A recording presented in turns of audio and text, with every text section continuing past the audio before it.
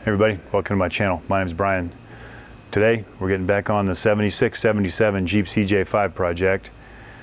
In the last episode we tore apart the front axle, got as far as getting the U-joints put back in it, ball joints back together. So now it's time for us to put it back in the frame. I think it'll be easier reassembling the brakes and everything else when it's in the frame. So here goes. We're up here at the bench. I've already sort of sandblasted this axle just to get some of the junk off of it. So next up we'll replace the U-joints in here.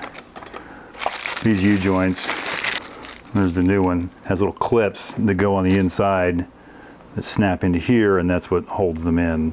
I'm not sure why they do that, but this style has that. It's about impossible to see those in here because it's so dirty and rusty. But I don't know if you can see, but right up here at the top is one of them. Let's see if I can get that thing knocked out.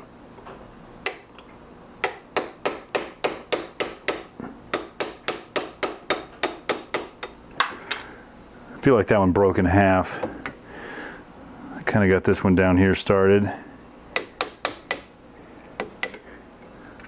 Yeah, so that's how crusty they are. I had a lot of trouble on the other side getting these out because I couldn't even see them. Years worth of grease and grime. If you can even see that one, but there's one right there. In this application, you can actually use the ball joint press also.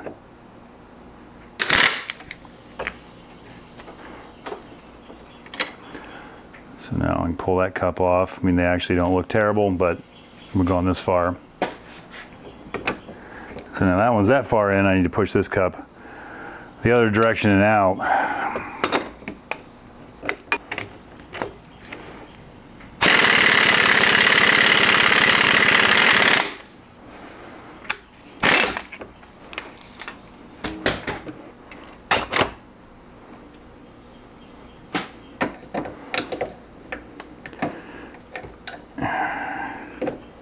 Yeah, theoretically that'll come out.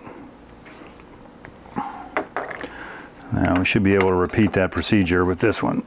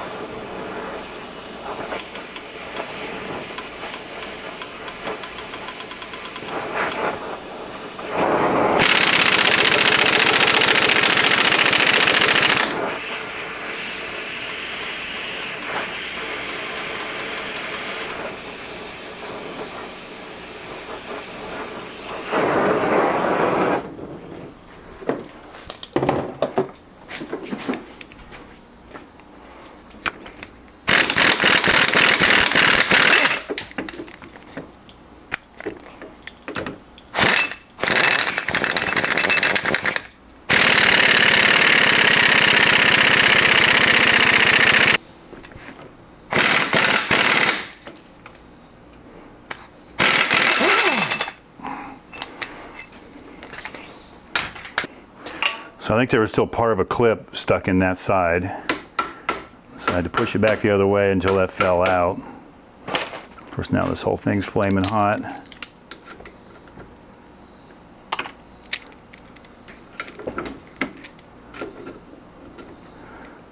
So now,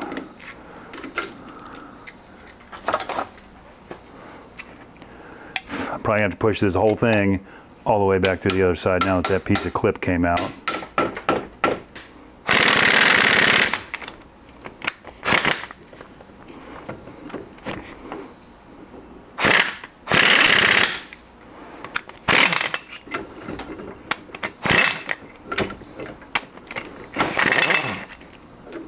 Hot.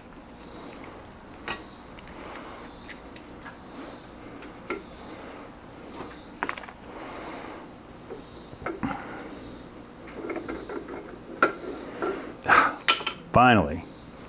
I'm going to let that cool a few minutes. So now apparently is when my microphone, my audio decided to stop working. So now I'm going to show you how I put in the U-joints on the one axle on the side. These are from AutoZone, so they're nothing special. You have to pull the cup out. In this instance, I kind of started one in one side. That way I don't have to hold too many things at one time.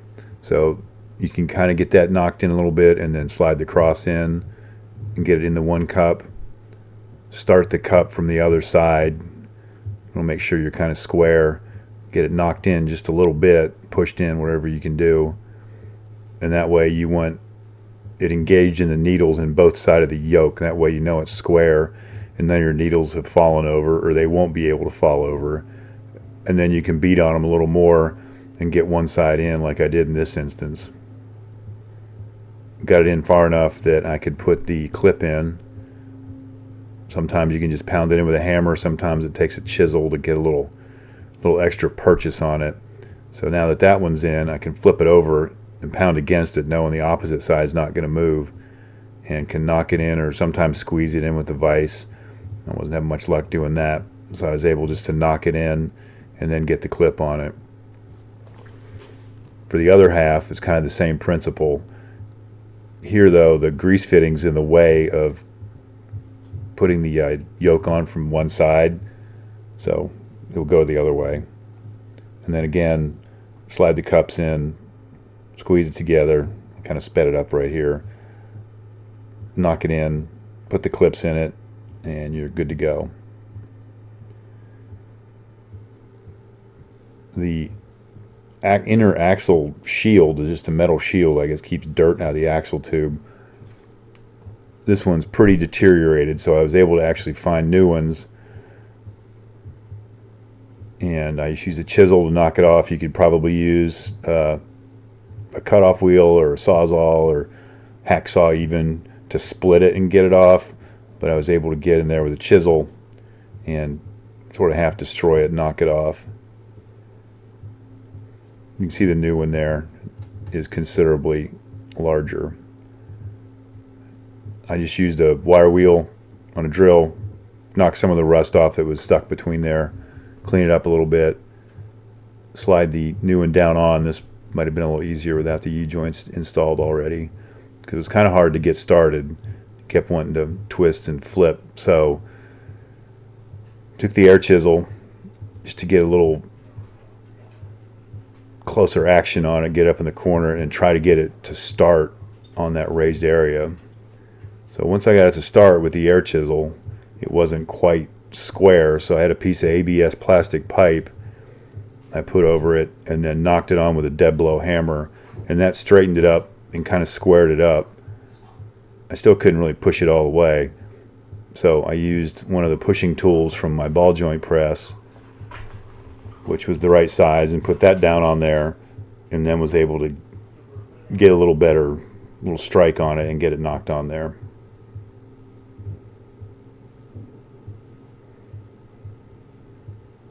So that's what it should look like. Of course, that's the heavy side.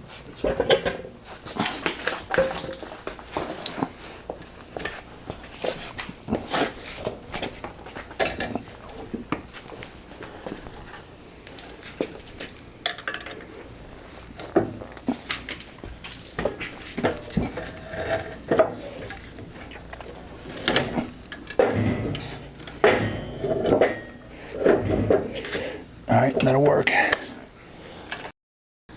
So lift the leaf spring up when you put this bracket on. The other ones were trash, so I got new ones in a kit. So they bolt up into the frame from the bottom, and there's kind of nuts welded in there. And the bolts did not, they're 7/16 coarse thread, did not want to thread in very well. So I'm going to run a tap through all of them, clean them up. I tried it with a thread chaser, but they're almost a little too messed up for a thread chaser.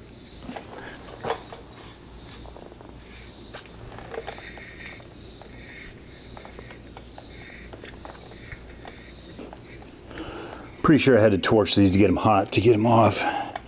So they're probably a little rusty and deformed.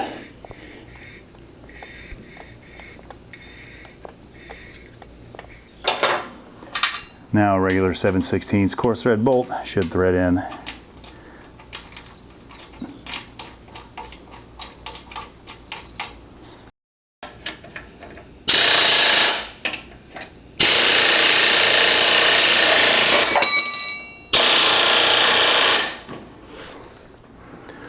I got all new shackles, bushings for this stuff, so we'll get those put in.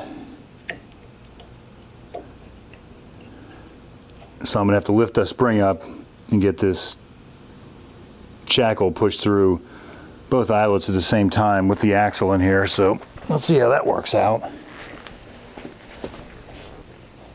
Oh, that's heavy. That's stuck.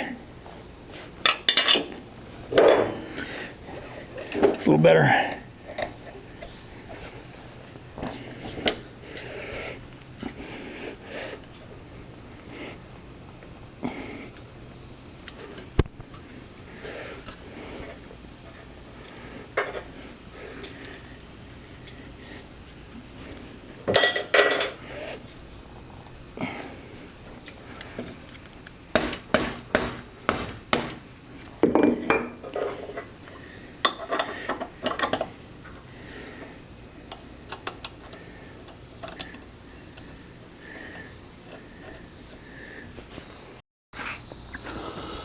As part of the kit for the front axle installation were these shackles. These plates go on the bottom and U-bolts. So there's big U-bolts and little U-bolts. There's 3 little ones and 1 big one. I'll show you that here in a second. But you've got to get the right plate in the right place because the little one fits through one side and not the other. So you kind of can't get it wrong.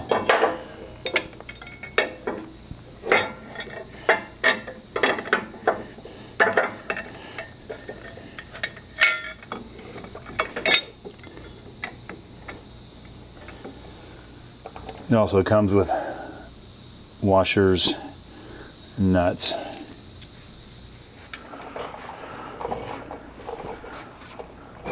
In order to put this axle back in, it just slides in. Kind of have to help it to get it into the inner axle seal next to the differential. The problem I'm running into is the caps on the U-joints are just slightly too large to allow it to go through the knuckle. I've already corrected this on the other side, and I've read about this in other places. So what I need to do is clearance this knuckle a little bit so it'll go through. The other problem is the, well, so let's go ahead and do that and then see if we can get it to go in there. And then the brake caliper adapter bolts onto there, so we're not really weakening this any. We're just knocking some of this meat out of here. I have a pneumatic grinder with a burr on it, so let's go in here and knock kind of 4 corners off until we can get it to go through. Hold your ears.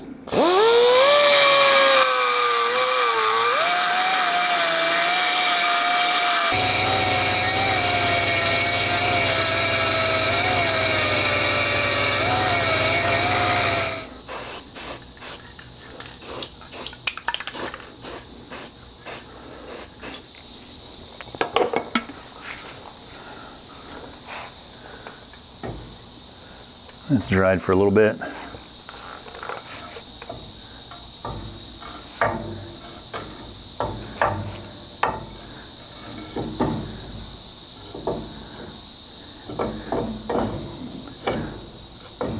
Kind of pick up the inner axle to get it to kind of go in the seal. There we go. I have the driver's side all back together. Hub, wheel bearings, brake caliper, brakes, brake hose, everything. So now that I've figured out how to do that without making myself look like an idiot, you remember where everything goes, we'll get to work on the right side. I don't remember if I showed it, but I had to clearance these knuckles to get the U-joints in the axle to go through. I think that's a pretty common occurrence. But before we get started, I'm going to take this thread chaser set and I'm going to chase all the threads on these spindles, spindle bolts, spindle studs. They'd probably be all right if they've got a little bit of rust and a little bit of paint, so we'll just clean all those up. Maybe this will speed up the process a little bit.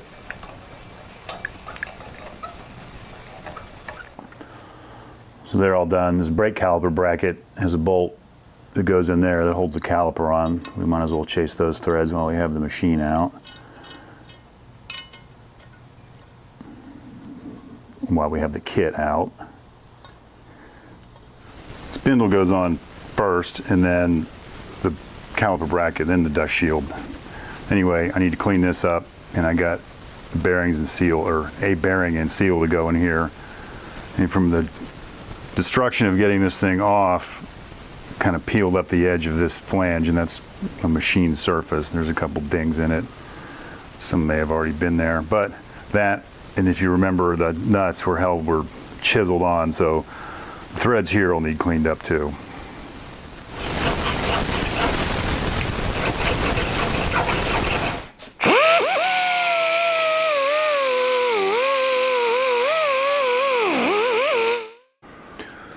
Remember when I took this off, the nuts had been taken off with chisels multiple times. So now there's some dents and errant chisel strikes in there. So I've got a thread file. It appears to be 16 threads per inch, so I'll go ahead and clean up all those threads.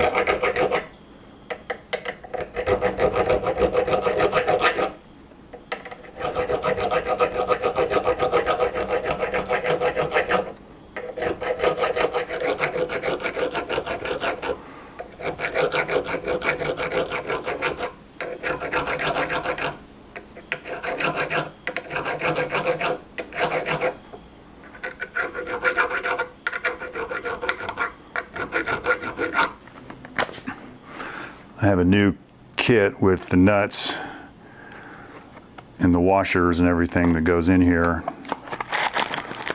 That's the part number.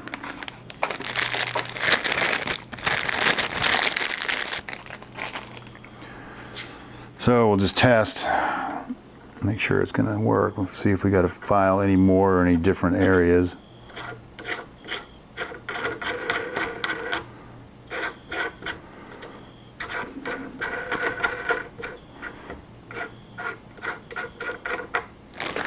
I also purchased this spindle seal and bearing. That's the part number there. And it has a couple seals. I'll show you. There's a needle bearing in there, and that's actually what kind of supports the outside of the drive shaft in the front as it passes through here, and then the bearings support kind of backwards from there. So that kit has a bearing in there, so we'll need to get that out. So that was largely unsuccessful with the slide hammer, so this is how I got the other one out. Not the prettiest, but just whittle away at that cage so it weakens it, and then we can get something in behind to knock it out.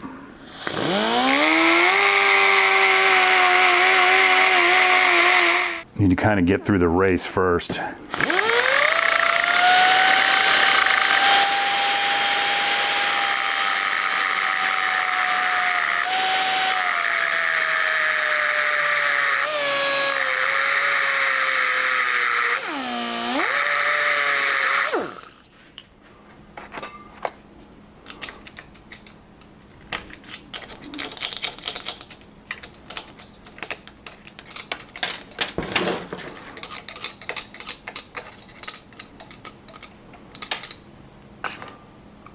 Point of no return now.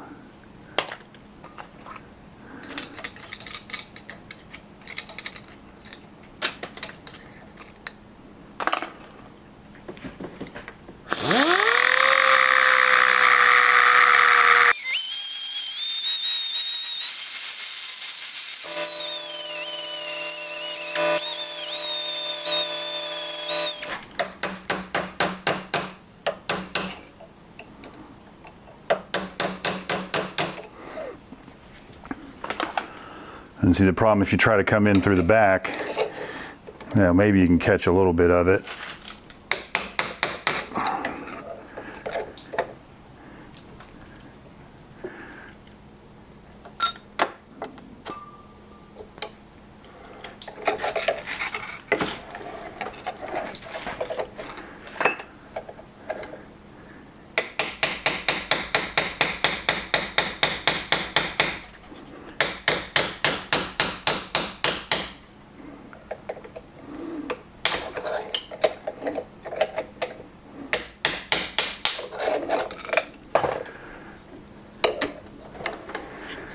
That just breaks off more pieces of the race, so we'll have to whittle through there a little bit more.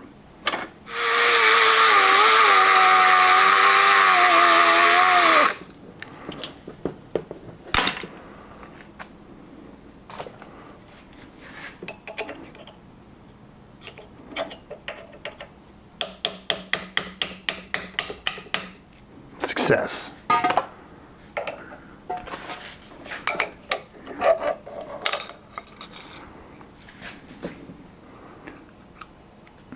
There's a little tiny groove right there, but that won't hurt anything. Another option, which I just thought about, could have gone to the welder and welded a bead inside there, inside the race, and when it cools, it actually shrinks and it'd probably fall out.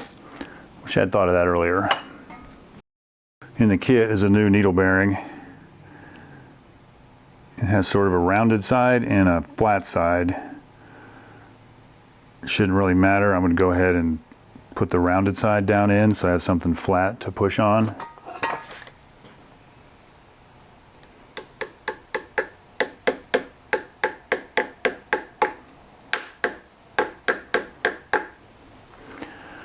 Found a 30mm socket. It's pretty close.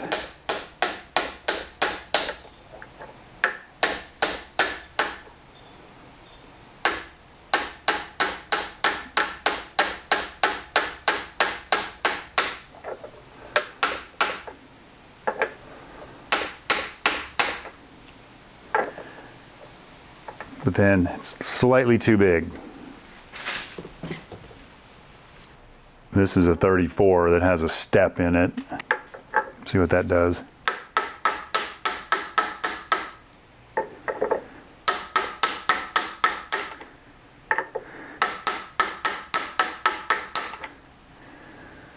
I'm not sure how critical the depth is in here.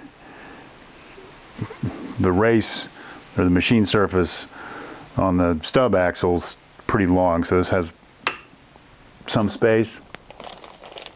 And also, the seal pretty much just rides flush with the surface, and nothing really holds it in there. So that should be good. I'll add some more grease just for good measure. I'm going to put a little grease inside this seal. I've seen it installed both directions in pictures, so it doesn't make a whole lot of sense, but I'm going to put it in like you would a standard seal, even though there's no spring in it. I'm not sure how much it's really going to seal. Put it in like that, and then in the kit, these two pieces go on the axle. Might be a little hard to see.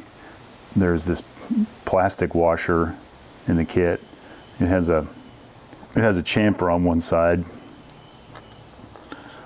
That goes in there. And then this rubber seal, so this weird shaped kind of rubber seal gasket, it slips up on this little metal shield.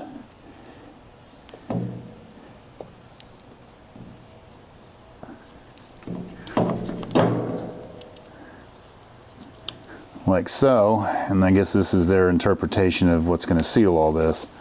So then, you know, again, the plastic one, got that packed with grease.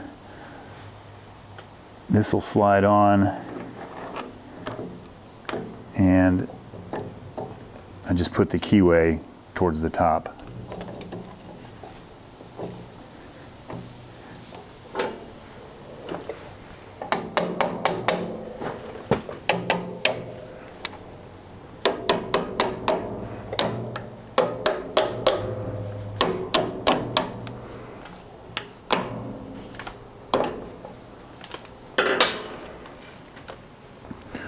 That appears to sit good and flat.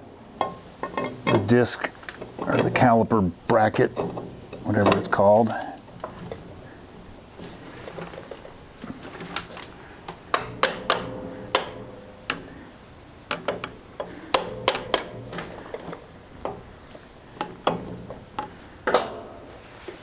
And it has, there's held on with lock nuts, but I'm going to draw it down first and make sure everything sits flat like it should.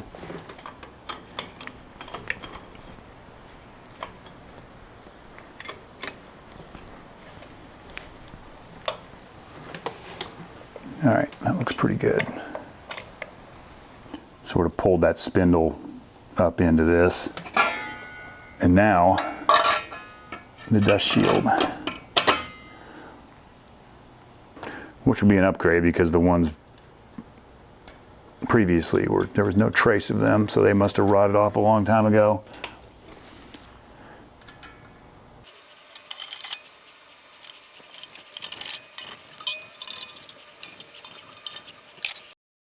I didn't see a torque spec in the book. I mean, it's just a 3/8 stud, so can't be too crazy. Probably about 30 foot-pounds. Kind of doing things out of order here. I just showed you pressing the studs into the brake rotor and hub. I went ahead and did that before I took the bearings and seals out of this one, so I'll show you how that all goes down. I'm going to replace all these bearings. We'll look at them, but in the other hub, one bearing looked okay and one had pits in it, and I decided I'm going to this much trouble. We're just going to replace them all.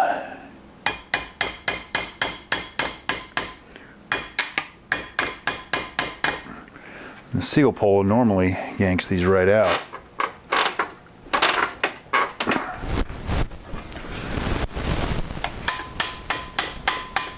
Doesn't seem to be the case today.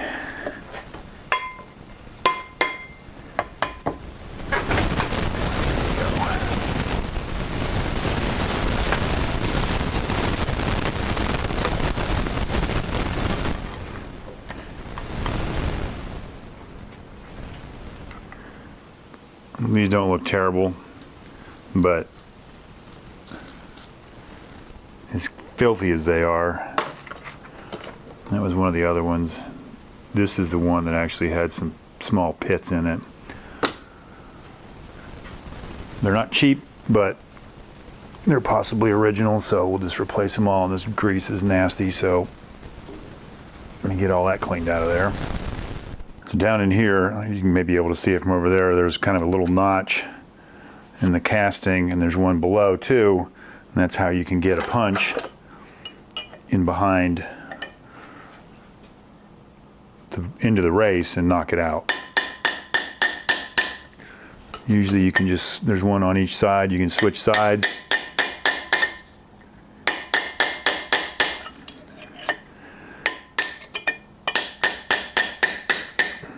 Then they'll usually fall right out.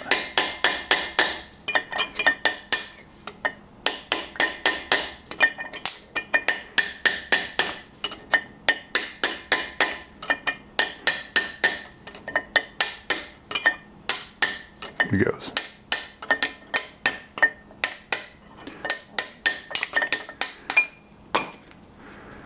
Now I can flip it over and do the other side.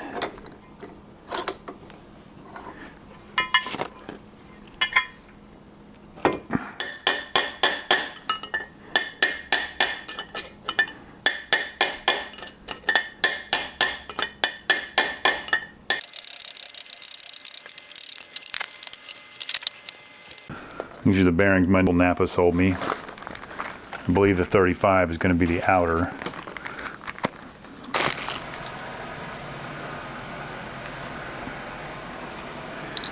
And I believe the races are all the same size. It's the inner diameter that's different.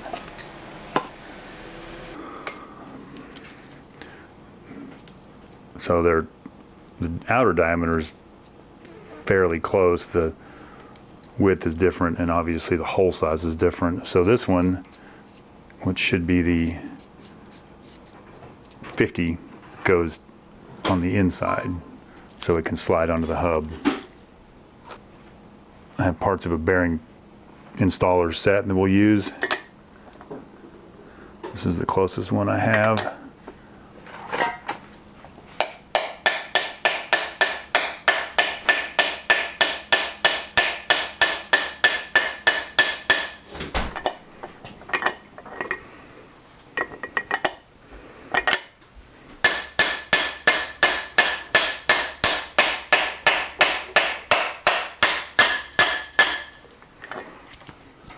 So now flip it over.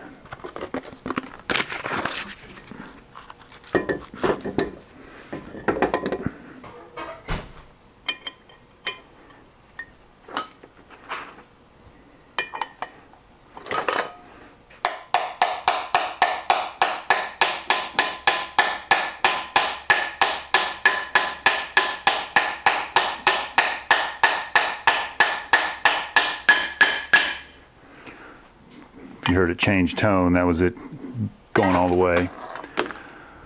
So now we need to pack the bearings. We'll go ahead and do this inner one here just because it's on top and the seal will hold it in. Confirm that that's the right one. Yes, it is. I don't have one of those fancy bearing packers, so we'll just do it the old-fashioned way. Take some grease in your hand and just kind of work it in.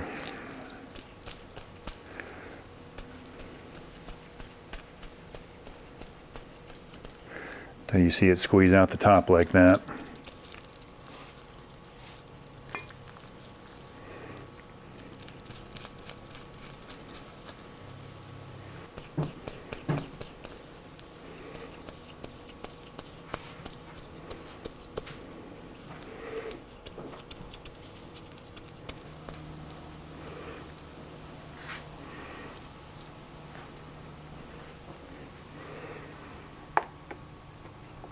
I'm going to go ahead and put some in the space between the bearings.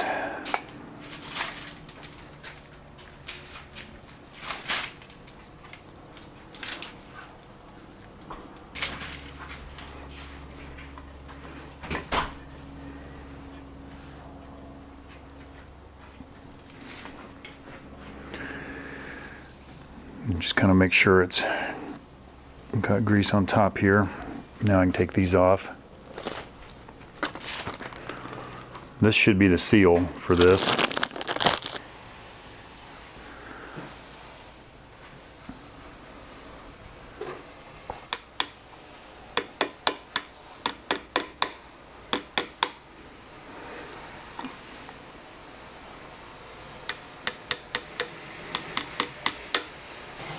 Which does not want to cooperate. Just grab another bearing driver that's slightly larger than the bearing race.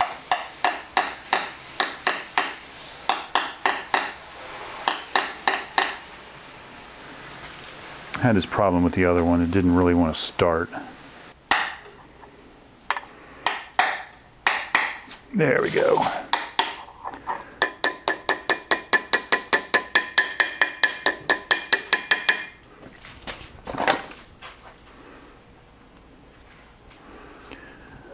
Get a little grease on the seal so it doesn't rip when it slides on the spindle. And now we can pack this outer. Alrighty.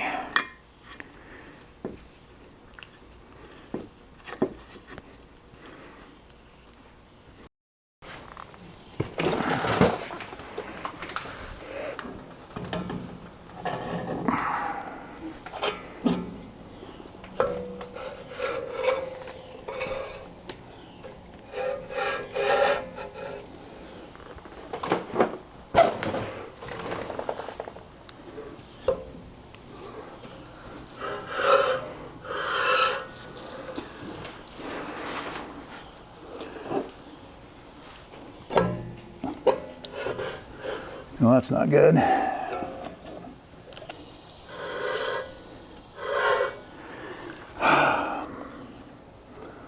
I didn't have the problem on the other side, so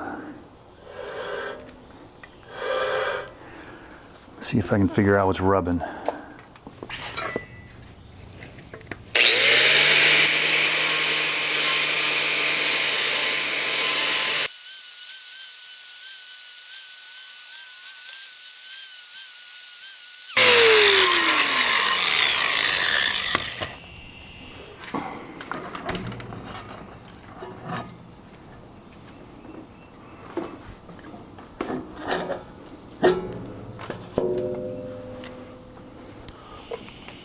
So now that's on and doesn't rub anymore. I just kind of had to clearance the outside of that brake shield. It wasn't quite concentric.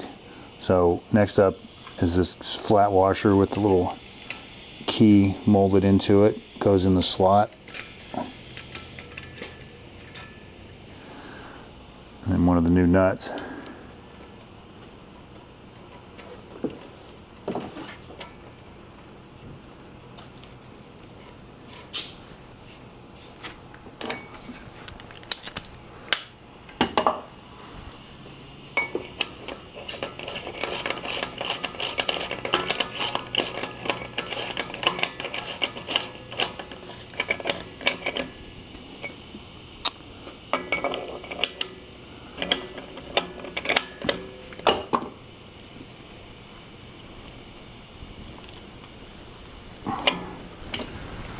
And they set this 50 foot-pounds.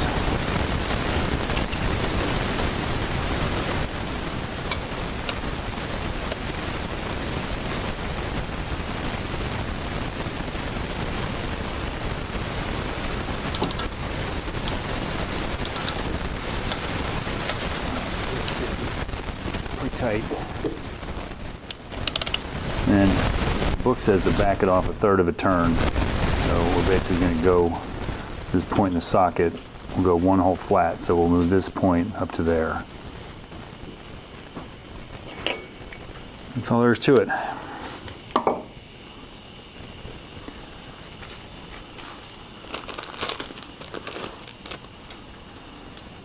Next up is this sort of fold-over lock washer. Again, it has a key built in, goes in the slot.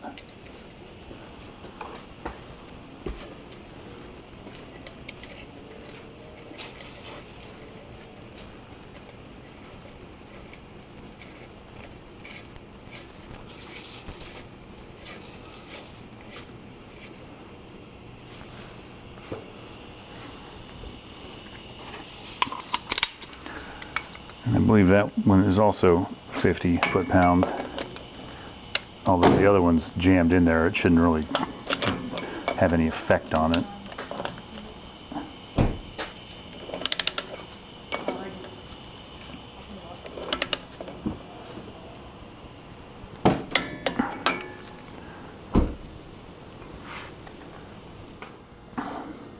And that second torque stage is 50 foot-pounds.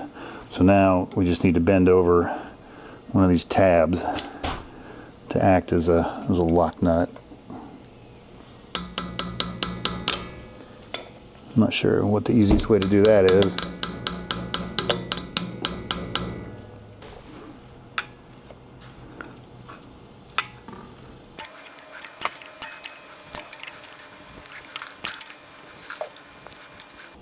All right, that thing's not going anywhere. One thing I should have done on the other, while this was off, I did on the other side, was run a thread chaser in these bolts where the locking hub goes on. Because I ran into the problem there where the bolts really didn't want to get tight because there was a bunch of junk down in the threads. So I'll go ahead and chase these. I sandblasted the hub because it was really nasty. Cleaned it all out, and I got a worn hub kit. I'm not even really sure it's the right one, but there's enough gaskets in here that I can make it work. What I did on the other side is I just put some RTV on the hub itself, just to keep the gasket in place while I got it on. Don't need to go crazy like people always do with the blue stuff, including this vehicle. So get that stuck on there.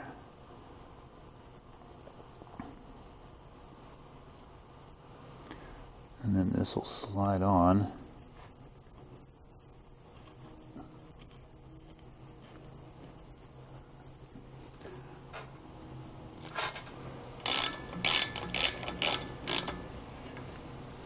Included in this kit's a new snap ring. It snaps right there on the outside of the hub. And what I ran into on the other side was that thing kind of floats in there. So I had to come back here with a pry bar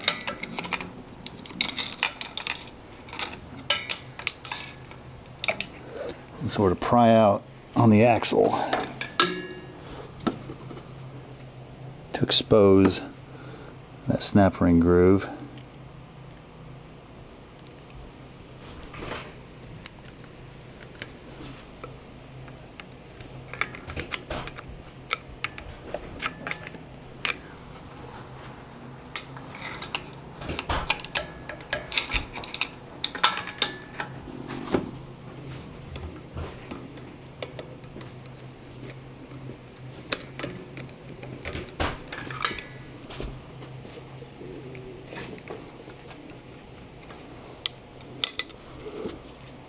Alright, and that acts like it's in there. So there's the hub, the way this operates. If I didn't show you this already, there's kind of threads on this knob, and that's what pulls or pushes these splines to engage or disengage four-wheel drive. I did get a new gasket for this in the kit. As I said, I'm not even really sure this is the right kit because that one doesn't fit. So I had to kind of work it down over on the other side.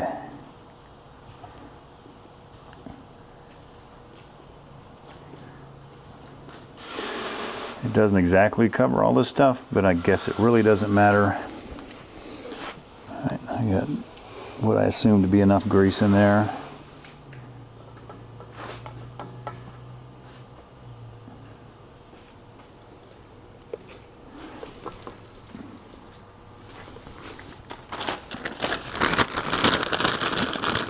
There were all kinds of washers and stuff in the kit. I think it's kind of universal because there's O-rings and this hub doesn't have any O-rings.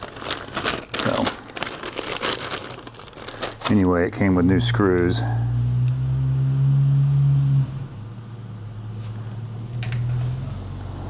We'll give them a little dose of anti-seize too.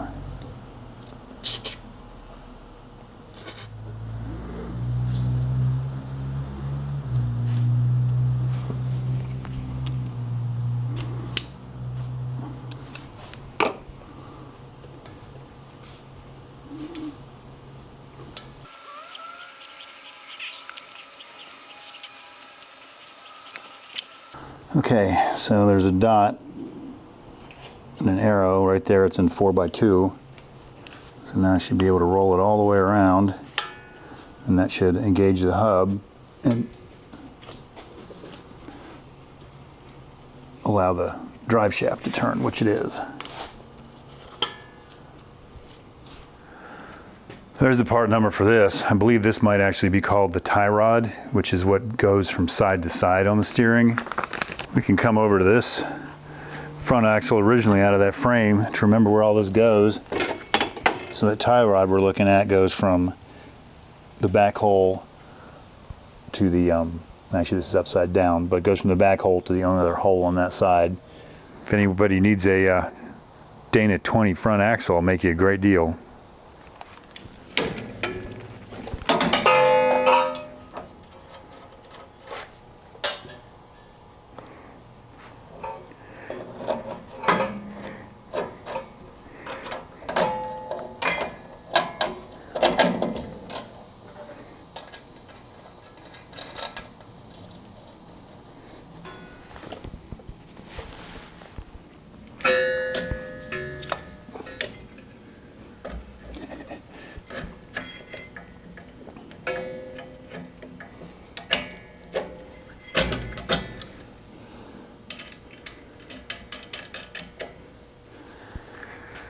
All right, so based on how far this one's turned out, and how far the other side's turned out, I need to crank this in a lot. Before I go too crazy with that, we'll hit these threads with some anti-seize. Go ahead and shoot some down inside the tube here too.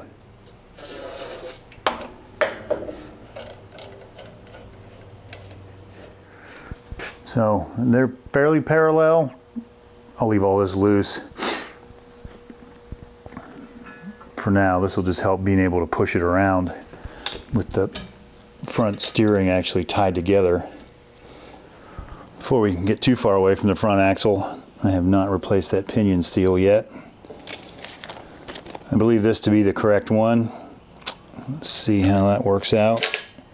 The internet tells me this is 1 1/8 inches.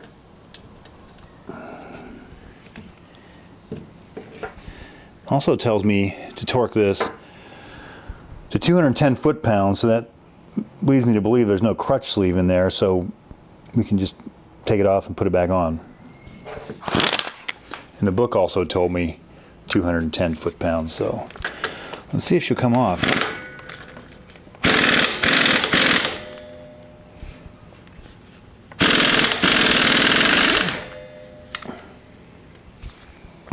The book also told me that I was going to need a puller to get this bad boy off here.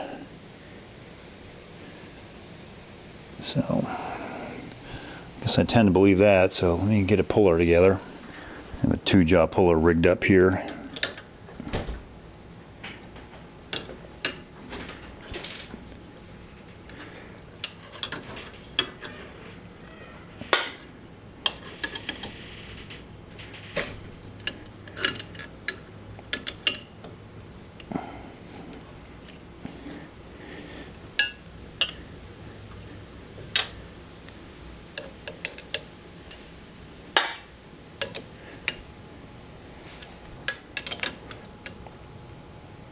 And it acts like it's pulling it.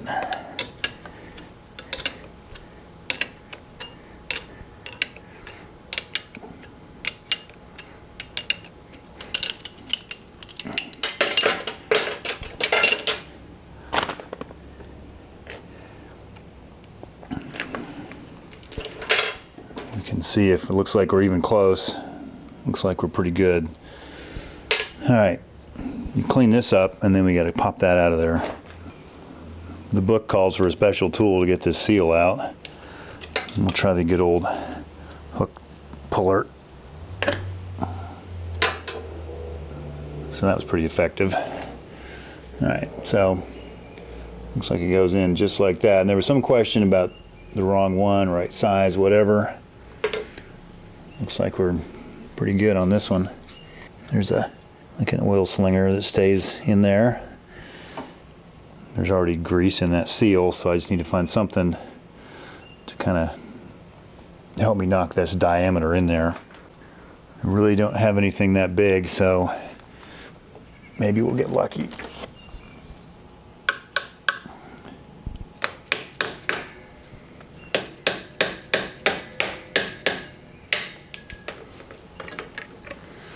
Or not.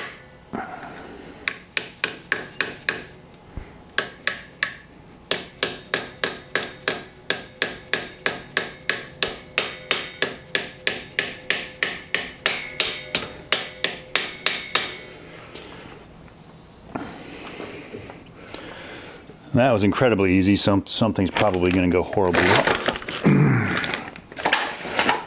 That was incredibly easy, so something's going to go horribly wrong here, I'm sure.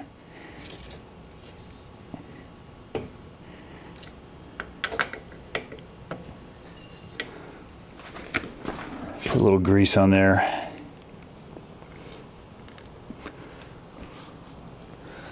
To help the seal slide in a little.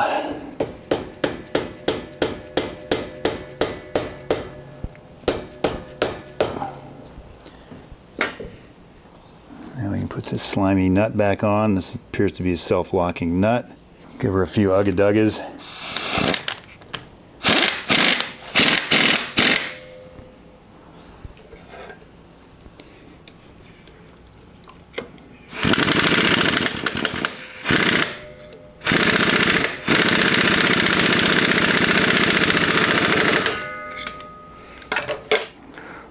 book calls for 210 foot-pounds of torque, which is a lot. So doing the torque's not going to be the problem. It's going to be holding this.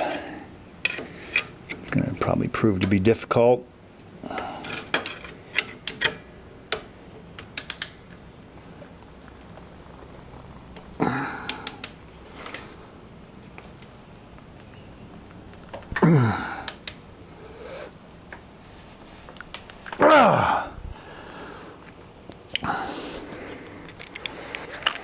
Let's back off a little bit and see where I am.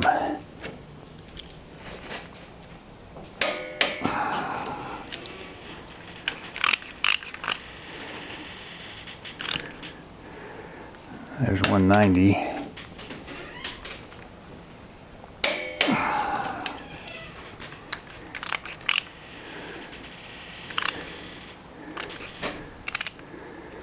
There we are, back to 210, so we ought to be really close.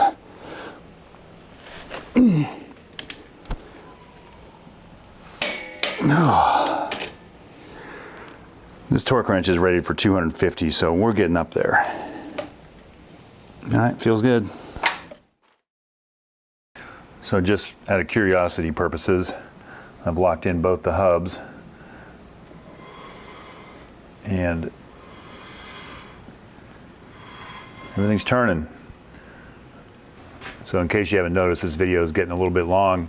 I think we'll end it here, and then we'll talk about these wheels, tires, and brakes and all that stuff in the next video. Thanks for watching. See you next time.